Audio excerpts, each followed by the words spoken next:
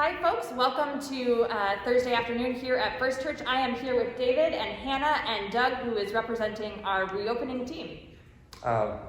We called it the reopening team, but we've really become the COVID response team, and it's made up of a member of the worship committee, deacons, faith formation, staff member, and myself. And Yep. we're still working on it. Yeah, exactly. And we're checking back in with you today because we said that we would be checking back in with you in the fall about our plans. And you know, we miss church. We really miss church, and we miss your face. And we want to tell you a little bit about what happened here over the summer. We had a couple funerals. We had a wedding. One of the things I realized is just how much I missed hearing the organ in person. It was such a delight to be in worship with you that way. But we also had a couple other learnings in that.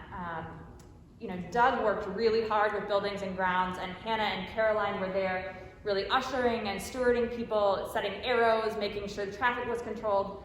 And some events went off flawlessly. Just everybody followed directions, it felt really safe. And some, it just took a couple people, who were so excited to see each other, which we've all experienced.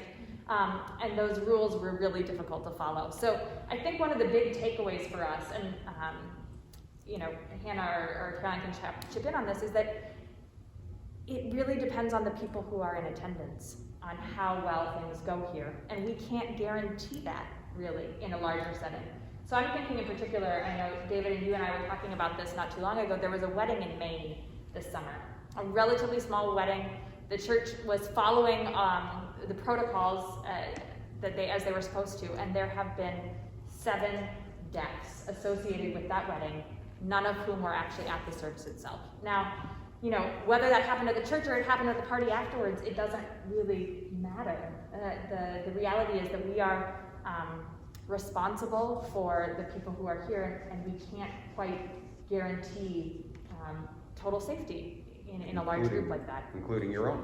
Exactly, including our own. We do have folks on the staff who have some immunocompromising conditions or who have family members who do. And so, our own safety and your safety and the safety of the wider community. Donald Dugan on Deacons,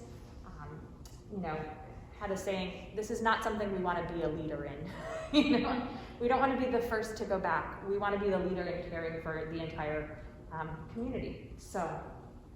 Yeah, and one other thing that we've, I think, realized as a staff and collectively talking with buildings and grounds is that were we to kind of go back in person in a more real sense now, it would create a tiered system.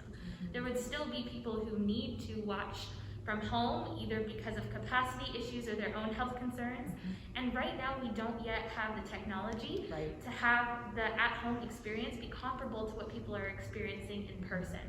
Though Doug and I have been working together to get quotes about new technology here in the sanctuary that will improve the at-home experience, and that's something that will make services more accessible going forward, even after the pandemic. Right. That's not here yet. And so right now we wouldn't be in a space where we could offer an equitable worship experience. Right. But one thing I can say that we have been able to take away from the experience is that we all here, and I think people listening in, have a better sense of what community actually is, and especially what our community is. The thing that makes us unique, the way we support each other, the way we know so much about each other, and the way we know about each other's families and have connected that to our own experiences in other churches. We've received a tremendous investment from the people who came before us, and we're kind of the recipients of an opportunity to find new ways to create bonds and always with the hope that we'll be back to community as we know it, but also to educate ourselves about community as we know it is the thing that we already still have. Yeah, that's exactly right. And one of the things we're finding is that we're actually connecting with people who are farther away, which is really miraculous and a benefit. Right. So, it's going to be difficult to open up. You say we don't want to be first, and yet we've got the area colleges that have. Yep. We're still in the window of not really knowing if there's going to be an outbreak there, and so we're waiting, and we will come back when we can, and maybe we can start to come back in small ways, Yeah. like small group meetings within the building. Right.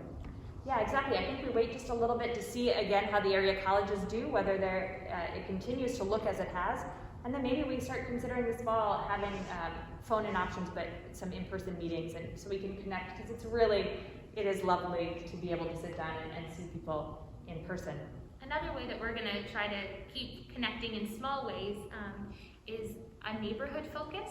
So in the same way that we did like the blessing stations for the blessing of the backpacks, Right. we're also going to try to have increasing neighborhood events, whether that be a meeting or some sort of participatory worship experience. We're going to be utilizing neighborhood leaders to kind of gather smaller groups of people together in safe and appropriate ways. So I guess we just want to end with saying, thank you. This has been a real gift to me in this community to see how creatively we've been able to respond. And going forward, I imagine that it'll be more of the same.